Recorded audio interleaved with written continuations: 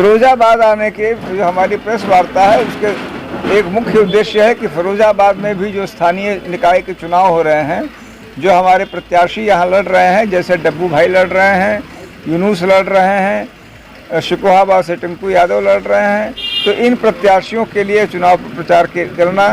दूसरा, महापौर प्रत्याशी के लिए हमारी पार्टी अपने प्रत्याशी नहीं है तो किसको हम समर्थन दें, उसके संबंध में विचार विमर्श करना। योग्यता के आधार पे हम निश्चित रूप से किसी जो हमारे लिए हमें योग्यतम लगेगा उसको हम समर्थन देंगे। और तीसरी बात यह कि पूरे प्रदेश भर में, जिसमें फिरोजाबाद भी शामिल है, जिस प्रकार से सत्ताधारी पार्टी भारतीय जनता पार्टी एक पक्षीय ढंग से नियमों को, कानूनों को धता बताते हुए भ्रष्टाचार चरम पे, अपराध चरम पे, बस यह है कि अपराध का स्वरूप बदल गया है।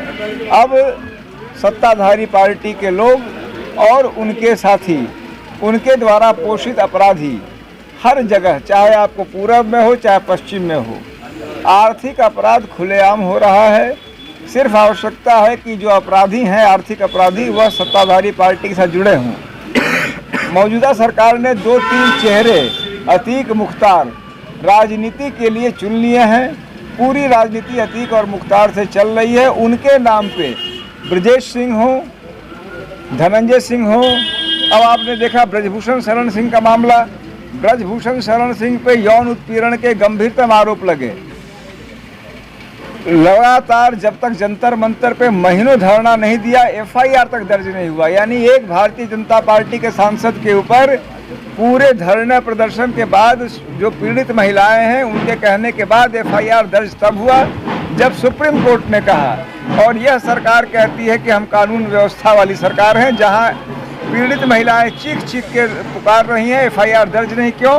क्योंकि वो भारतीय जनता पार्टी के सांसद हैं। उसी प्रकार से आप देख लीजिए, यह वह सरकार है जिसमें पहली बार एक पूर्व सांसद, पूर्व विधायक को पुलिस कस्टडी में हत्या हो गई। वो व्यक्ति नोन माफिया थे, यह बात सब जानते हैं, लेकिन वो पूर्व सांसद भी थे और उससे बढ़ के वो लगातार कह रहे थे कि मेरी जान को खतरा है।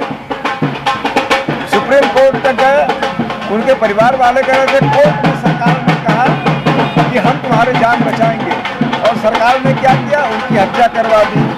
इस प्रकार की सरकार मौजूदा समय में है, जिसको लेकर इन बातों को आपके माध्यम से मैं कहना चाहता हूँ। आपका मानना है कि उत्तर प्रदेश सरकार द्वारा ही उनके घर कुछ छापा मारा गया, 45 करोड़ का उनका जो भवन है, रुपए का जो शीश महल था नवभारत में, उसको दिखाया है। उसके सवाल पूछने पर पत्रकारों से अभद्रता की जा रही, मारपीट की। आप कैसे देखते हैं? आप एक अधिकारी रहे हैं। देखिए, आम आदमी पार्टी अपने आप में एक इस रूप में अत्यंत ही कष्टप्रद एक्सपीरियंस रहा है कि लोगों ने बड़ी उम्मीदों के साथ, हमारे जैसे तमाम लोगों ने उम्मीदें की कि अरविंद केजरीवाल एक नई ज्योति बन के आएंगे।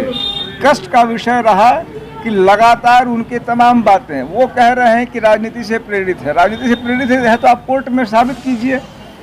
आपके मंत्री सत्येंद्र सिंह के खिलाफ आरोप लगे, चार्जशीट गया, अभी तक आप चार्जशीट क्रश नहीं करा पाए हैं, अभी तक उन्हें बेल तक नहीं मिली है।